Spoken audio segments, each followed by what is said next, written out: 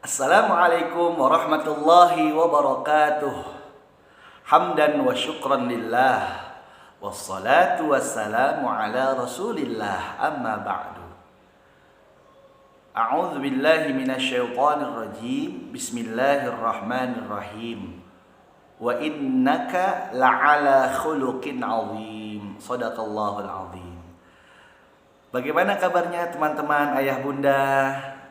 Alhamdulillah, semoga kita semua selalu dalam keadaan sehat walafiat dan selalu diberikan taufik, hidayah serta inayah oleh Allah Subhanahu wa taala. Amin ya rabbal alamin.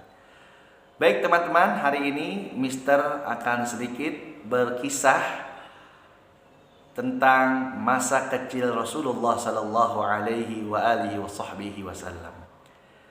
Bahwasanya Allah Subhanahu wa taala telah berfirman di dalam Al-Quran, wa innaka la'ala khuluqin 'azim, bahwa sesungguhnya telah ada di dalam diri seorang Nabi Muhammad sallallahu alaihi wasallam itu adalah akhlak yang sangat mulia. Jadi yang paling pertama kalau kita berbicara tentang Rasulullah, yaitu kita berbicara tentang akhlak, ya, di mana Rasulullah sallallahu alaihi wasallam dijuluki oleh para sahabatnya dan juga para musuhnya sekalipun bahwa Rasulullah adalah seorang yang mempunyai akhlak, sikap, budi pekerti yang sangat luar biasa baiknya. Di waktu masih kecil Rasulullah Shallallahu Alaihi Wasallam, yang mungkin kita sudah ketahui bahwasanya Rasulullah sudah dalam keadaan yatim ketika masih berada di kandungan ibunya yang bernama Aminah.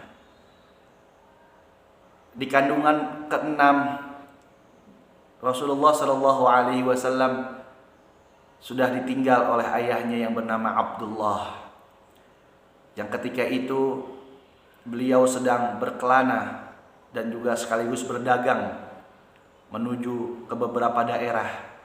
Dan ketika singgah di Madinah atau yang dulu biasa dikenal sebagai kota Yastrib, ayah daripada Nabi Muhammad SAW itu istirahat di salah satu rumah dan dalam kondisi sakit. Dan ketika itu Rasulullah SAW sedang berada di kandungan ibunya yang mana masuk di bulan ke-6.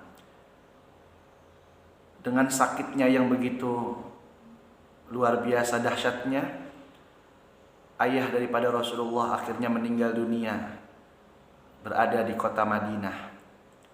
Nah, seluruh saudara-saudaranya, keluarganya yang berada di Mekah merasa sedih. Tetapi ketika itu banyak sekali kejadian-kejadian yang membuat keluarga Rasulullah, membuat keluarga Nabi Muhammad senang. Tepatnya di tahun gajah atau yang biasa kita hafalkan, yaitu di tanggal 12 Rabiul Awal atau tepatnya itu tanggal 20 April 571. Rasulullah Shallallahu Alaihi Wasallam lahir ke muka bumi. Muhammad kecil pun lahir. Lalu ibunya yang bernama Aminah memberikan kabar kepada kakeknya yang bernama Abdul Muthalib, dan di situ kakeknya Abdul Muthalib sangat senang sekali bahwasanya cucunya telah lahir. Ditambah lagi cucunya seorang laki-laki, suatu kehormatan untuk bangsa Arab di mana Abdul Muthalib mempunyai cucu laki-laki. Walaupun semuanya di mata Allah Subhanahu wa taala itu sama, laki-laki dan perempuan, kaya miskin, yang membedakan hanya takwanya kepada Allah Subhanahu wa taala. Tapi di sini kenapa Abdul Muthalib sangat gembira? Karena mengingatkannya kepada anak tersayangnya yaitu Abdullah, dan alhamdulillah diberikan cucu laki-laki yang kelak akan diberikan nama Muhammad. Kenapa? Karena Abdul Muthalib ingin menjadikan cucunya ini menjadi mulia di sisi Allah dan menjadi kebanggaan seluruh manusia yang ada di alam semesta ini.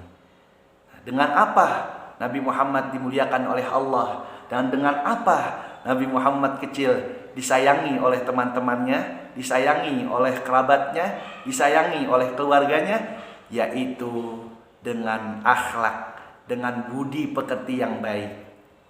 Ketika Nabi Muhammad kecil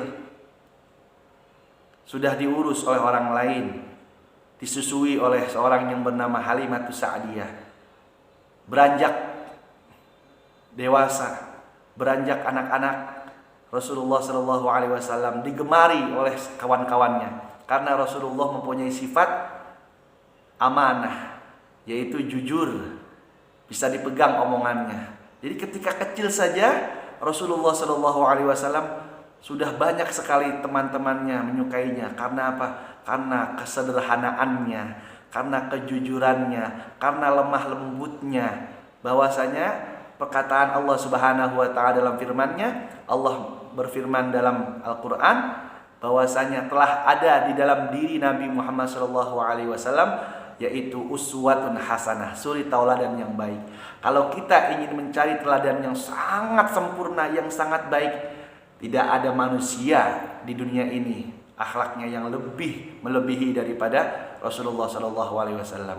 Kita harus menjadikan Rasulullah teladan kita, karena di dalam diri Nabi, di dalam kebiasaan Nabi, tutur kata Nabi itu memberikan kita kemudahan dalam meminta kepada Allah Subhanahu wa taala. Nabi mengajarkan bagaimana cara berjalan yang baik, bagaimana cara makan yang benar, bagaimana cara minum yang benar, bagaimana cara berpakaian yang benar. Dan Nabi pun mengajarkan bagaimana kita untuk bersama-sama berbicara kepada orang yang lebih tua kepada kita.